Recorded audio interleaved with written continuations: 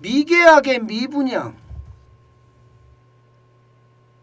세상에 부동산 시장에서 이런 일이 일어나요. 미계약이 많이 일어나고 미분양이 일어난다. 이거 집값 폭락 전조 아니야? 뭐 이렇게 예상할 만큼 말입니다. 여러분 이 지표 한번 보세요. 더샵 송도 아크베이 초기 계약률이에요. 더샵 송도 아크베이 초기 계약률이 80%에 거쳤습니다. 이 단지는요, 여러분, 청약 당시에 486가구를 모집했거든요. 486가구. 그런데 청약이 얼마나 몰린다 하면 22,848명이 몰렸습니다. 무려 경쟁률이 47대 1이었습니다. 47대 1. 게다가 말입니다. 84제곱미터 전용. 이거는 9억 미만이라서 중도금 대출까지 받을 수 있는 상황이에요. 그런데 2월 7일에서부터 2월 12일까지 계약을 진행시킨 결과 미계약 물량이 20%가 난 거예요. 초기 계약률이 80%가 된 거예요. 미계약이 20%가 일어났다는 것은 이게 뭐 상상하지 못하는 일이 벌어진 겁니다. 여러분도 알다시피 송도는 인천의 강남이라고 이야기할 정도로 난리잖아요. 그만큼 송도에 분양을 하면 실패한 경우가 없다고 이야기할 정도로 이 송도 분양은 잘 됐거든요. 그런데 최근에 들어서서 더샵 송도 아크베이 초기 계약률이 이렇게 떨어졌잖아요. 이게 여기만 이렇게 일어난 게 아니에요. 문제는 더 많이 일어났습니다. 여러분 보세요. 송도 센트럴파크 리버리치입니다. 2021년 10월에 48% 초기 계약이 일어났어요. 48%. 50%도 안 됩니다. 4차례 무순위 청약에도 완판은 실패했습니다. 그리고 송도 자이 더 스타. 이것도 마찬가지 2021년 12월입니다. 얼마 전이죠. 65%의 계약률입니다. 분양가가 9억이 넘어서 중도금 대출이 불가능하니까 무순위 청약으로 계약을 완료했기는 해요. 완료했기는. 그렇지만 더샵 송도 아크베이는 지금 이제 무순위 청약으로 늘려야 되겠죠. 그러면서 청약을 더 이제 해야 될 겁니다. 아마. 그래서 완료는 할 수 있겠지만 중도금 대출이 되니까 완료는 할 수 있겠지만 미계약이 20%가 일어났다는 것을 보고 이제 청약 불편은 없구나. 여러분 로또 분양이라고 이야기한 거 있잖아요. 황금 로또 분양이라고 하는 거, 울트라 로또 분양이라고 했던 거, 이게 지금 없어진다는 이야기예요. 그만큼 시장의 변화가 굉장히 크다는 이야기입니다. 시장의 변화가 크다는 이야기는 여러분 결국 말입니다. 시장의 어떤 하락의 어떤 전조가 있는 거라고 보여지는 겁니다. 왜냐하면 여러분 이거 한번 보세요. 지금 지방에서는요 미분양도 폭증하고 있습니다. 2021년 9월만 하더라도 월 미분양 아파트가 12,429가구였습니다. 그런데 12월에는 16,000으로 늘어납니다. 16,201가구로 늘어납니다. 수도권에서도 늘어나요. 수도권에서도 2021년 9월까지는 1,413가구였던 것이 12월에는 1,500으로 올라갑니다.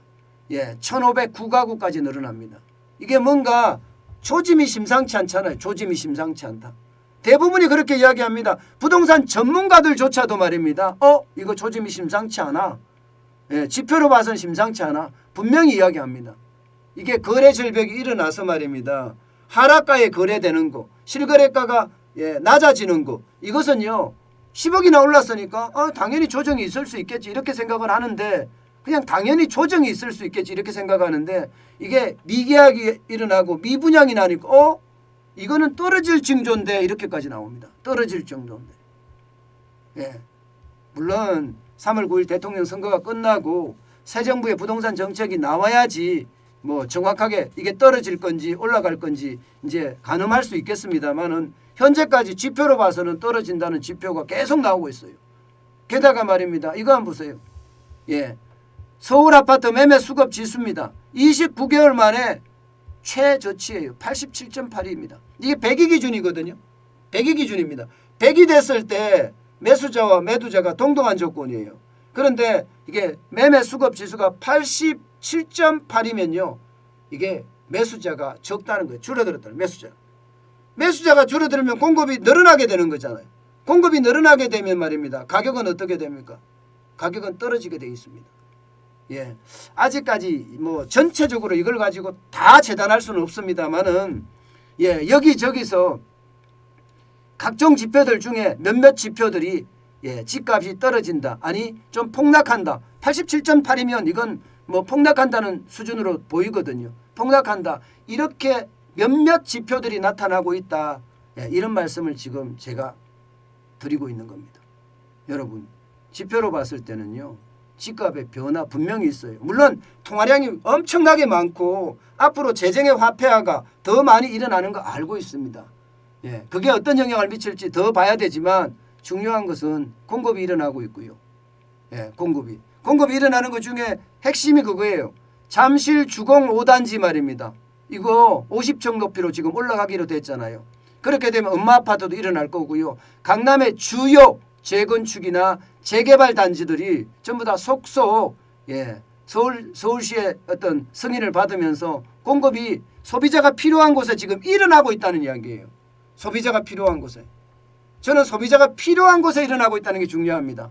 3기 신도시처럼 소비자가 필요하지 않는 곳에 마구 우후죽순처럼 태어나는 것이 아니라 소비자가 필요한 곳, 잠실, 소비자가 필요한 곳, 대치동 이런 데가 지금 예, 점점 하나씩 예, 재건축이 승인이 된다는 것 이것은요 공급에 대한 신호고 좀 기다려야 되겠다. 나는 잠실에 저거 반드시 내가 잠실 아파트에 들어가야 되겠다. 이렇게 생각하는 사람들이 많아지면 많아질수록 사람들이 기다리거든요. 기다리면 기다릴수록 예, 아파트 가격은요 그만큼 저는 떨어질 수 있다고 생각합니다. 예, 저는 떨어질 수 있다고. 좀 더 두고 봐야 되겠지만 상황이 그렇게 전체적으로 보면 말입니다. 부동산에 대한 상황은 몇몇 지표들이 떨어지는 지표들이 나온다. 예, 이렇게 이해하시고요. 예, 가장 중요한 것은요. 3월 9일 대통령 선거 후에 새로운 정부의 부동산 정책을 보자. 그리고 그때 가서 결정을 하자. 그렇지만 저는 예, 올라간다는데 그렇게 방점이 많이 없어요.